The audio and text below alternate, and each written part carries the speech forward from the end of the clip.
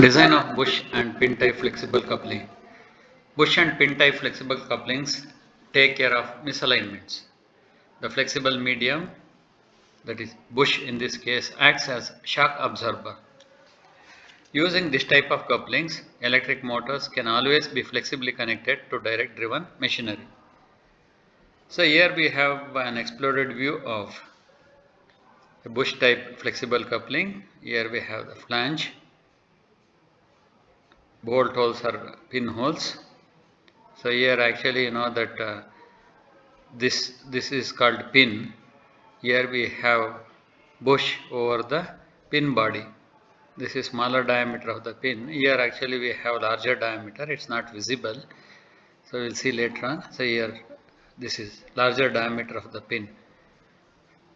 This is hub. This is the circumference, outer circumference of the flange. So from here to here we have outer diameter of the flange, hub diameter. This is bore.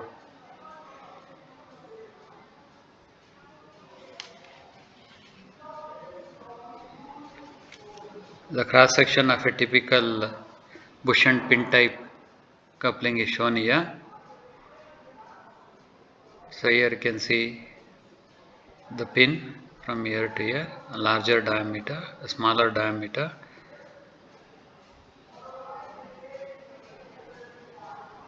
This is bolt circle diameter, this is outside diameter, this is hub diameter, a keyway you can see here, and this is bore where we insert a shaft. That is, shaft diameter or bore diameter is denoted by capital D, and hub diameter is denoted by capital D1, and bolt circle diameter is denoted by D2, and outside flange diameter is denoted by D3.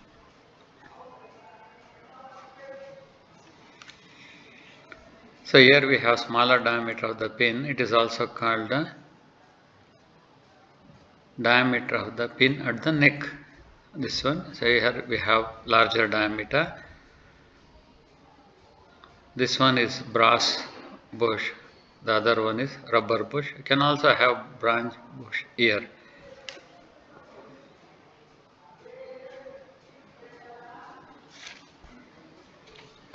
Design procedure similar to the rigid coupling. We have torque T is equal to 9.55 into 10 to the power 6 into power divided by speed. Diameter of the shaft, capital D, is equal to 16 times torque divided by pi into eta into tau D. That is design shear stress of the shaft material, whole to the power of 1 by 3, where eta is the keyway factor, that's equal to 0.75. Number of bolts I is equal to 0.02D plus 3. Bolt diameter or pin diameter at the neck dp is equal to 0.5 times d divided by square root of I. Larger diameter of pin d is assumed to be 1.5 times dp. This is d.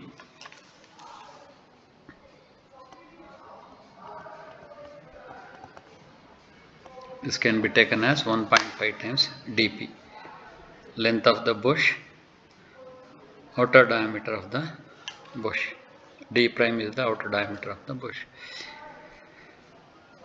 Step 6, hub diameter D1 is equal to 1.5 times D plus 25 mm. Bolt circle diameter D2 is equal to 2D plus 50 mm. Outside diameter of flange D3 is equal to 2.5 times D plus 75 mm. Hub length L is equal to 1.25 times D plus 20 mm.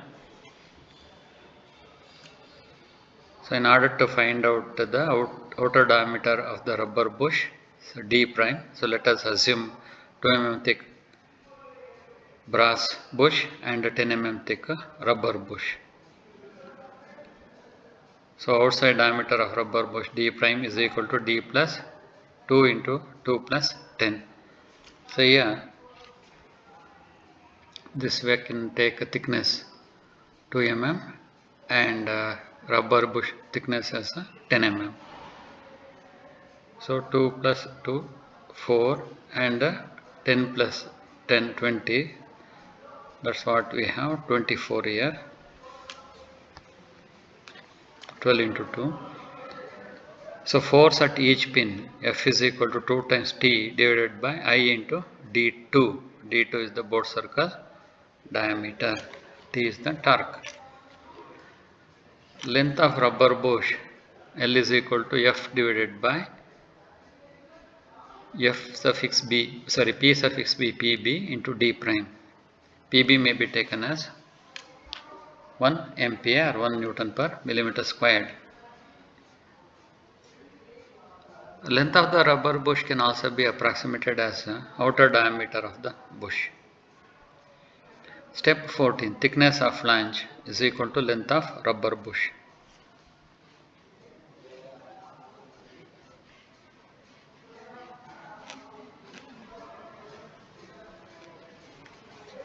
Here, this is the thickness of the flange.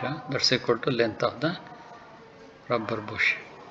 Here also you can see here, thickness of the flange is equal to length of the rubber bush.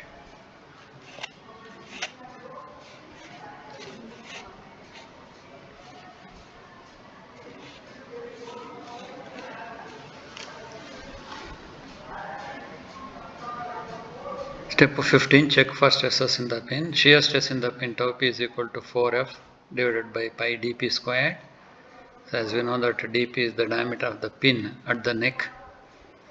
For safe design, induced shear stress is less than the allowable shear stress. Bending stress in the pin is given by sigma b is equal to 16 times force into length of the bush divided by pi into diameter of the pin cubed. You know that it is assumed that the force is acting uniformly throughout the length of the bush.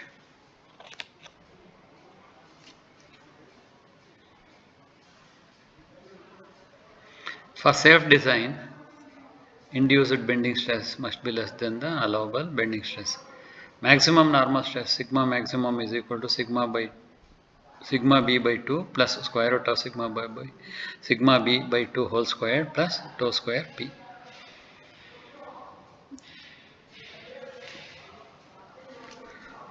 Next, maximum shear stress tau maximum is equal to square root of sigma b by 2 whole square plus tau square p.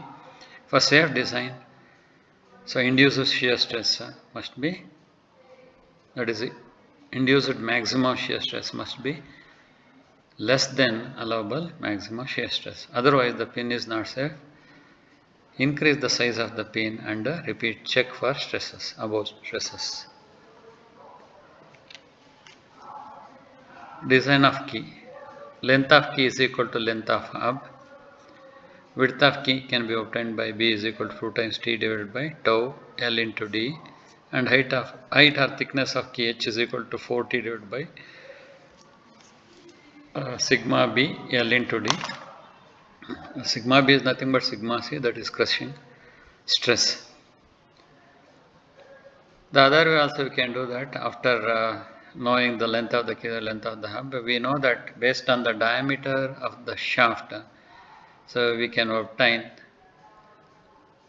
width of key and the thickness of key from the table 4.1 page 69. Then we need to check in case straight away if you select the values of B and H based on the diameter of the shaft from the table 4.1 page 69. So then you need to check for the stresses induced, shear stress and compressive stress induced.